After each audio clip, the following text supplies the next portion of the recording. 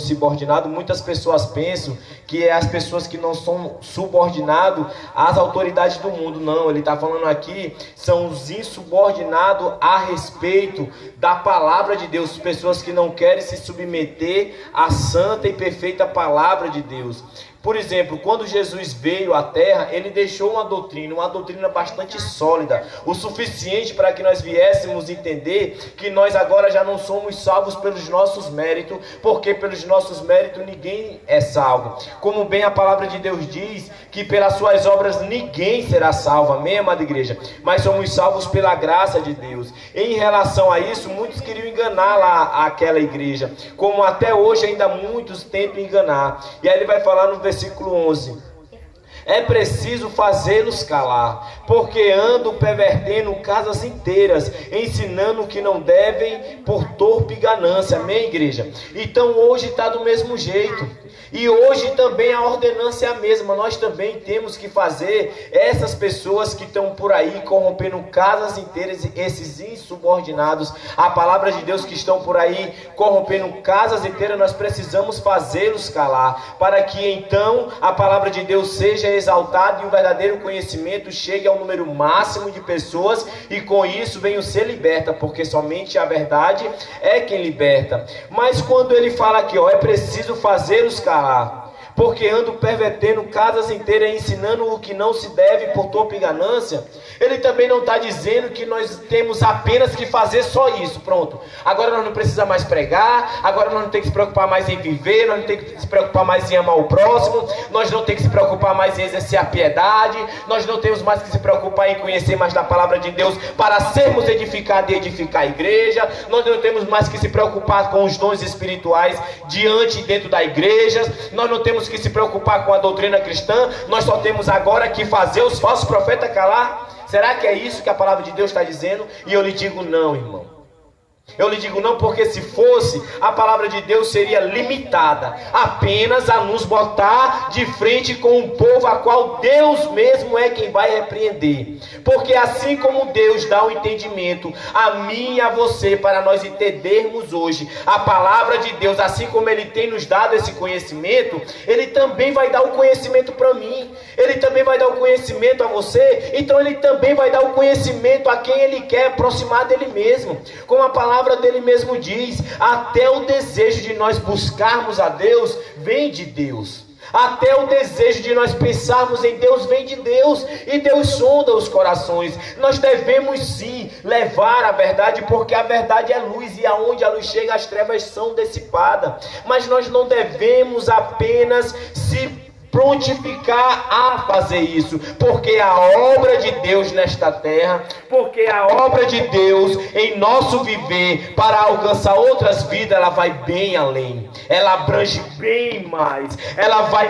muito longe, e Ele quer fazer muito mais, irmão. Veja bem que quando Jesus, naquele último momento que Ele estava com Pedro, como o irmão pregou aqui semana passada, Ele não falou assim, Pedro, tu me ama, combate os falsos profetas. Não, Ele falou, Pedro, tu me ama, apacenta minhas ovelhas. Mas é verdade que quando nós apacentamos as ovelhas, com isso também nós estamos combatendo os falsos profetas, porque assim os irmãos vão estar preparados para não serem enganados. Mas quando eu faço do meu viver apenas o combate ao falso profeta, então eu deixo de doutrinar a igreja, então eu deixo de ser doutrinado, eu deixo de ser um instrumento na mão de Deus para também edificar, e simplesmente o instrumento de guerra eu passo a ser, e essa não é a vontade do Senhor, certo, irmão? Nós somos soldados de Cristo, devemos com toda certeza batalhar pela fé que uma vez nos foi dada, como bem diz Judas.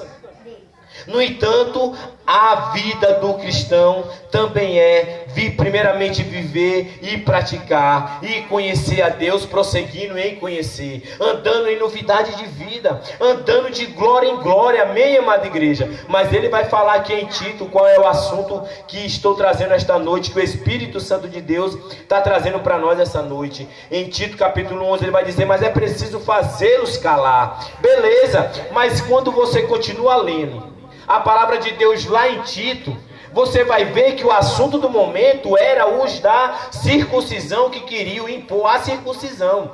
Mas isso se caracteriza também como qualquer outro tipo de heresia nos dias de hoje. E quando você chega lá, aqui no mesmo livro de Tito, capítulo 3, você vai ver também lá claramente, evidentemente, que ele vai dizer: a esse você repreende uma vez, duas vezes, e o mais não precisa, porque ele já se prova que ele já está pervertido, irmão. Então nós devemos tomar cuidado com isso como igreja do Senhor, porque nós podemos estar perdendo muito tempo com apenas debates, discussões, procurando fazer algo com as nossas próprias forças, aquilo que quem vai fazer é o próprio Deus, mesmo que em certo momento e ocasião Ele venha nos usar para isso. Amém, amada igreja? Então Ele vai dizer: é preciso fazê-los calar. Por quê? Porque andam pervertendo casas inteiras. Agora eu lhe pergunto, se essas casas inteiras que esse povo anda pervertendo tivesse firmado na palavra, tivesse alicerçado na palavra, tivesse alicerçado no fundamento o qual foi lançado, o qual é o próprio Jesus Cristo, será que eles seriam enganados, irmão? Será que eles seriam fácil de ser enganados? Será que eles seriam como meninos, levados a todo vento de doutrina, irmão? E eu lhe digo: não, irmão. Eles não seriam enganados, não, porque eles estariam alicerçados na rocha. Então nós devemos nos preocupar mais em levar os irmãos à rocha, em levarmos os irmãos a Jesus Cristo, em levarmos os irmãos à palavra. Mas nós não podemos levar ninguém a um canto ao qual nós não conhecemos. Então nós precisamos primeiro chegar à palavra, viver a palavra, e então estaremos aptos, prontos e preparados para levar quem quer que seja. Assim Deus nos permita e queira nos usar como instrumento para isso. Então ele vai continuar falando: porque eles corrompem casas inteiras, ensinando o que não devem por torpe e ganância. É simples. Se alguém está alicerçado numa pessoa, num pastor, num padre, seja lá quem for, então quando alguém chegar para enganar, ele vai cair facilmente, porque ele está alicerçado na pessoa. Mas se alguém está alicerçado no verbo que se fez carne e habitou entre nós, o qual é a palavra de Deus, então quando alguém vier com essa falsa doutrina, ele vai ter a autoridade que todo aquele que tem o Espírito Santo tem para dizer não. Isso não está escrito na palavra do Senhor. Isso não está escrito na palavra, então isso não vem de Deus. Qual é a sua base? Qual é o seu fundamento? Será que é apenas um versículo isolado? Porque é nisso que hoje se forma a maioria das heresias, com base em versículos isolados. É como eu sempre digo, é muito fácil você perceber uma falsa doutrina. É muito fácil você primeiro ver qual é a origem daquela doutrina, e então você vai olhar e ver qual é a finalidade daquela doutrina. Logo você facilmente vai pedir um versículo para a base daquela doutrina, e quando alguém lhe mandar o versículo, você leia o contexto, porque provavelmente o próprio contexto é quem vai derrubar por terra ou refutar aquela falsa doutrina. Amém, amada igreja? Então, se nós tivermos alicerçado na doutrina dos apóstolos, se nós tivermos alicerçado na doutrina de Cristo, na verdadeira graça, na uniforme, multiforme graça de Cristo, então, irmão, seria impossível de nós sermos enganados. Como bem diz a Bíblia, lá em Mateus 24, que Jesus disse: se possível fosse, enganaria até os eleitos. Então não é possível, irmão, enganar os eleitos. Então, se você é um eleito, você tem que se alicerçar nesta palavra, porque esse é o meio, a palavra, para que você não venha a ser enganado. É desta forma que Deus quer lhe usar, amém? E ele vai continuar no versículo 12 para concluir: foi mesmo dentre eles um seu profeta que disse: cretenses, sempre mentirosos, feras terríveis, ventres preguiçosos. Tal testemunho é exato. Portanto, repreende-os severamente, para que sejam sadios na fé. Amém, amada igreja? Então, para que é que serve a repreensão, irmão?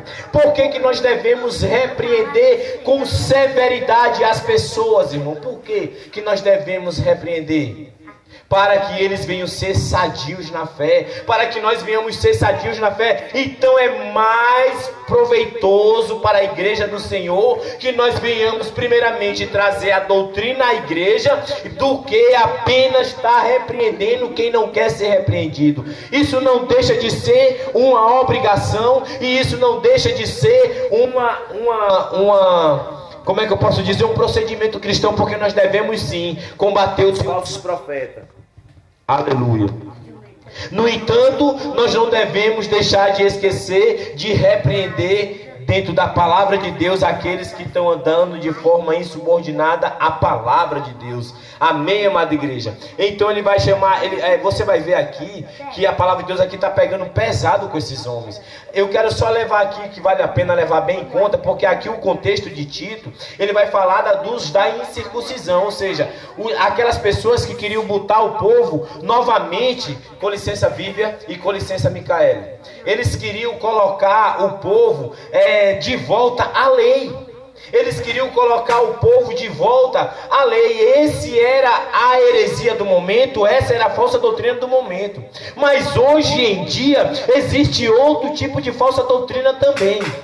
A doutrina da lei era querendo trazer as pessoas de volta aos rudimentos da lei, os quais não salvou e não salva ninguém, porque somos salvos unicamente, exclusivamente por Jesus Cristo. E agora existe uma falsa doutrina, o qual apareceu até no tempo de Judas, que agora já não quer trazer ninguém de volta para os rudimentos da lei, mas quer levar alguém para uma graça, a qual não é a graça bíblica, a qual é a graça libertina, a qual é bem explicada lá no livro de Tito. E esse é o falso ensinamento de hoje, do momento, dos últimos séculos, que mais tem se predominado no meio da internet, no meio da crentese, que tem colocado muitas pessoas em dúvida. Porque eles vêm com base bíblica, com versículos isolados, fazendo da graça do Senhor libertinagem, dizendo, por exemplo, o pecado não existe, dizendo, por exemplo, que a ressurreição já aconteceu, agora aqui é o Novo Testamento, o Velho Testamento era antes de Jesus, e agora eles vêm dizer também que o diabo não existe, que o pecado não existe, que o céu é aqui na terra, e muitos estão caindo neste golpe, porque não estão alicerçados na palavra. Não é porque ninguém deixou de combater, não. Porque nós vamos ver que desde o princípio Deus levanta os homens para combater. Assim como Paulo, pelo Espírito Santo, está combatendo aqui em Tito. Você veja uma coisa, Paulo está aqui combatendo o falso profeta, mas Paulo também fala lá em 1 Coríntios sobre o amor. Paulo também fala lá em Gálatas sobre os frutos do Espírito Santo. Paulo fala lá em 1 Coríntios sobre a sabedoria. Paulo fala lá em 2 Coríntios também sobre as tábuas, as quais geram o ministério da morte. Então em vários momentos ele fala contra os falsos profetas, como aqui ele está pegando pesado, ele vai dizer, mentirosos, feras terríveis, ventres preguiçosos. Ele vai falar lá no versículo 10 que eles são pauradores frivolas. Então, irmão, ele pega pesado com os falsos profetas, mas veja bem que ele não vive apenas de fazer isso. E nós precisamos ter essa orientação hoje, que o mais importante é trazer a verdade é a doutrina aos irmãos, do que dar costa para os irmãos e ficar apenas combatendo o falso profeta. Amém, amada igreja? Nós temos que despertar para isso. Nós temos que despertar, porque senão nós vamos acabar caindo no engano, o qual não vem da palavra de Deus, porque a palavra de Deus não manda apenas só combater. Tem que ser combatido, mas não viver disso. Mas temos também que doutrinar a igreja dentro da palavra do Senhor, porque uma igreja alicerçada na palavra jamais vai ser enganada, jamais, porque o teu alicerce não é eu, e nem você é o meu alicerce, mas o nosso alicerce é Jesus Cristo. Amém, amada igreja? E ele vai continuar falando no versículo 14 assim, e não se ocupe com fábulas judaicas, e nem com mandamentos de homens desviados da verdade. Veja bem o primeiro, olha a primeira característica, fábula judaica. Olha a segunda característica, desviados da verdade. E não é verdade que tem tantas pessoas hoje em dia desviadas da verdade? E não é verdade, irmão, que toda falsa doutrina ela vem de fábula judaica, irmão? Eu vou lhe falar aqui uma coisa. Me diga qual é a seita hoje em dia que não tem uma origem judaica. Os mormons, origem judaica. Adventista, origem judaica. Testemunho de Jeová, origem judaica. A graça libertina que estão pregando por aí vem do estudo judaico. Essa falsa doutrina do Yahusha, judaico. O espírita vem lá da origem de Salomão. Maçonaria, tudo isso, irmão, vem das fábulas judaicas. Porque alguém vem aqui e diz assim: irmão, mas eu aprendi foi com o próprio judeu. E eu lhe digo, quem foi que matou Jesus? Quem foi que matou Jesus? Jesus não morreu pela mão de um judeu pregando ele, porque quem fez isso foi os romanos, e os romanos eram gentios. Mas quem executou isso foi os judeus, irmão. Aliás, os romanos executaram, mas a ordem vieram dos judeus. Os romanos apenas mataram ele para se cumprir a palavra que ele seria entregue nas mãos dos gentios. Apenas para se cumprir a palavra. Mas até hoje, aqueles mesmos que perseguiam Jesus, até hoje continuam perseguindo Jesus. Eu já assisti vários vídeos aqui na internet de judeu queimando o Novo Testamento. Outros deles lá diz que Jesus, nunca nem ouviram falar de Jesus, nunca nem ouviram falar desse Cristo, porque o Messias deles ainda está voltando. E muitas pessoas hoje, se dizendo ser cristão, estão comungando com eles lá. Por quê? Pela ignorância, porque acham que aqueles Messias que eles estão esperando lá é Jesus. Não, aqueles Messias lá que eles estão esperando não é a volta de Jesus. Para eles Jesus não era o Messias, para eles Jesus era só um profeta. Para eles o Messias vai vir agora pela primeira vez. E para que eles caiam no engano, isso vai ser simplesmente, irmão, para que eles venham cair no engano, isso vai ser simplesmente o anticristo que vai aparecer lá para eles, para que eles venham ser confundidos. Mas no momento certo, e aquele remanescente que lá se encontra também vai ser salvo para a glória de Deus, porque Deus sempre tem o seu remanescente na terra. Amém, amada igreja? Então, primeiro, esses caras são o quê? Eles estão alicerçados em base em fábula judaica. Segundo, eles estão desviados da verdade. Quem é a verdade é eu? Quem é a verdade é a Assembleia? Quem é a verdade é a Batista? Quem é a verdade é a Católica? Quem é a verdade é a Adventista? Quem é a verdade é a Testemunho de Jeová? Quem é a verdade? Quem é a verdade? A verdade é Jesus Cristo. A verdade é a palavra. A verdade é o verbo que se fez carne e habitou entre nós, irmão. Essa é a verdade. Ele se fez carne e habitou entre nós, e esse verbo está aqui. Nunca foi tão fácil o acesso a essa palavra. No entanto, nunca foi tão desprezado como hoje em dia é desprezado. O povo deixa a Bíblia de lado para apenas ouvir falar de Deus. E por isso estão sendo enganados e vão continuar sendo.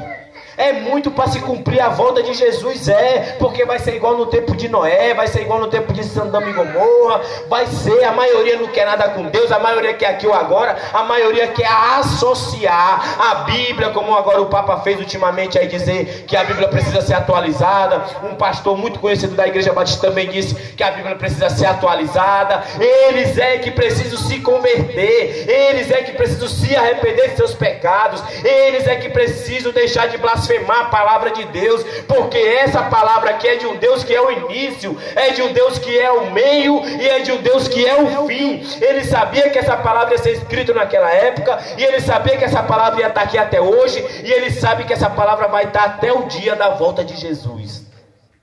Ele sabe, porque ele é o início e o fim. Então ele não precisa de ser atualizado não, irmão. Quem precisa se atualizar é as pessoas que se dizem cristão e estão negando a própria fé.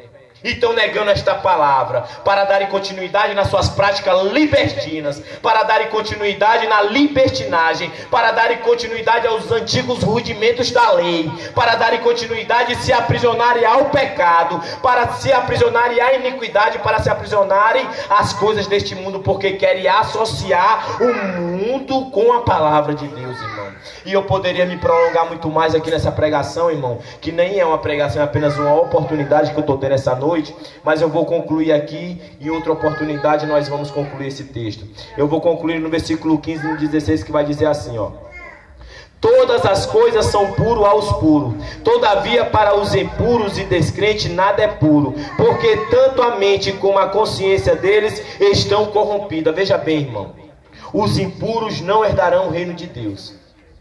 Os impuros não herdarão o reino de Deus. Por isso você deve buscar essa pureza de Deus. Mas essa pureza de Deus você deve ter ela com base nesta palavra. Porque tem muitas pessoas que confundem essa pureza e acham que ele deve ser que nem menino. E não vê malícia em nada, inclusive no juízo. Mas se nós formos para a palavra de Deus, irmão, nós vamos ver lá em 1 Coríntios, capítulo 14, versículo 20. Ele vai falar claramente: não sejais como menino no juízo, mas sejais como menino na malícia. Então nós não devemos ser como menino no juízo. Que é o juízo? É na palavra de Deus, irmão. Não é qualquer um que vem aqui falar a respeito da salvação do meu Salvador, a qual eu estou alicerçada, que é Jesus Cristo, a qual eu tenho o capacete da salvação, e esse é a armadura de o principal guerreiro, soldado de Cristo Jesus deve ter, é o capacete da salvação. E quando eu tenho esse capacete da salvação, não é qualquer um que vem aqui falar sobre o juízo, sobre salvação, que vai penetrar isso. Por quê? Porque eu não sou menino no juízo. Ele vai me trazer a palavra e nós vamos analisar se realmente é bíblico. Se não for bíblico, para mim não serve. Mas o que acontece é que no século 21, hoje estão descobrindo muitas coisas da Bíblia. Hoje é que estão descobrindo que o pecado não existe mais. Hoje é que estão descobrindo que Jesus já voltou. Hoje é que estão descobrindo que o nome de Jesus já não é mais Jesus, e muitos estão aí caindo nesse engano. Muitos estão negando a onipotência, negando a onisciência, negando a onipresença de Deus sem perceber, e estão blasfemando a palavra de Deus. E o que eu quero lhe dizer esta noite, irmão, que a única coisa que está em jogo é a tua alma. Então come Bíblia, irmão. Come Bíblia, lê e principalmente pratica. Pratica aquilo que aqui existe, irmão. Se alicerça nesta palavra, faz dessa palavra o teu conceito de vida. Porque se não for assim, tu vai ser enganado. Se não for desta forma, tu vai ser induzido ao erro. E tu vai se desviar da verdade. Porque a verdade precisa estar em você, e não você nela. Ela precisa estar em você e você nela, e vocês serem apenas um, assim como nós somos um em Cristo.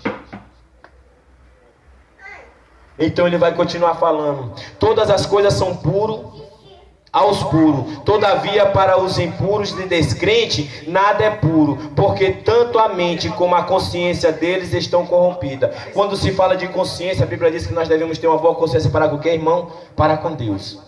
Porque Deus sonda os corações e Ele sabe as nossas intenções. Então nós devemos ter essa boa consciência para com Deus. Mas a única forma de nós termos essa boa consciência para com Deus é se nós estivermos alicerçados nesta palavra. Amém, amada igreja? Ele vai falar no 16.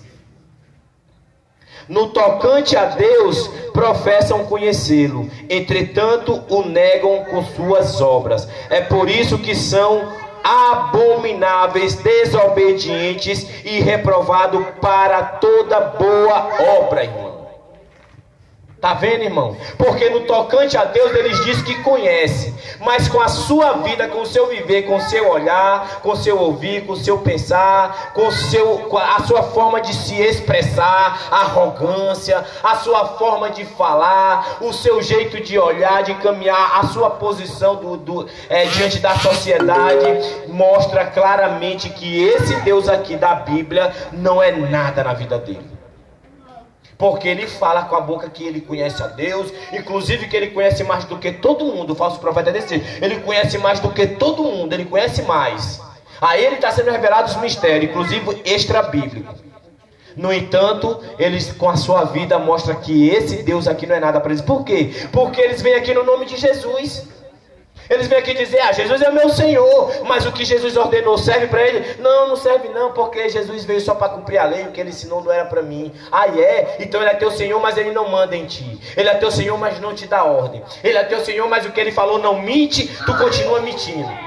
Aí ele vai dizer: perdoa o teu irmão e tu não perdoa. Ele vai dizer que a vida verdadeira é a vida eterna, e tu quer dizer que a vida verdadeira é aqui. Então o que ele falou é mentira, o que tu fala é verdade, ele é teu Senhor. Não, você é inimigo de Jesus Cristo. Você é inimigo da palavra de Deus. Você é inimigo da cruz de Cristo. Arrepende dos teus pecados enquanto é tempo e volte para Deus antes que venha o teu fim. Pois a ira de Deus virá eternamente sobre todos os filhos da perdição.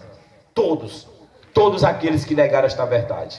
Amém? E eu poderia continuar o contexto desse texto aqui de Tito, seria lá em 2 Timóteo capítulo 3, versículo 16 e 17. Eu convido os irmãos que quiserem ler lá depois para entenderem melhor, e em outra oportunidade eu trago aqui essa palavra, e desde agora eu já sou grato por essa oportunidade que me deram aqui esta noite. Amém?